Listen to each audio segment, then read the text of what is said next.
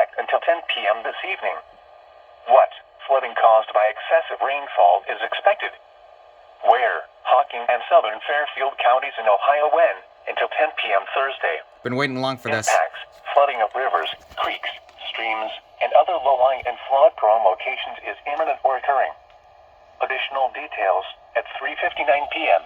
Radar indicated prolonged moderate rain. Flooding is ongoing or expected to begin shortly in the warned area. Between 1 and 1.5 inches of rain have fallen. Additional rainfall amounts of 0.2 to 0.5 inches are possible.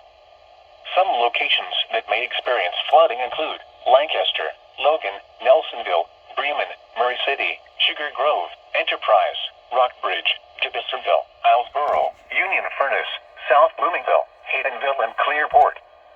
Turn around. Don't drown when encountering flooded roads. Most flood deaths occur in vehicles.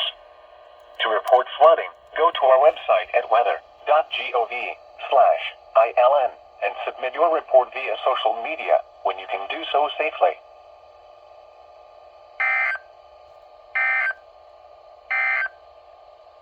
Here is the nearshore marine forecast for waters within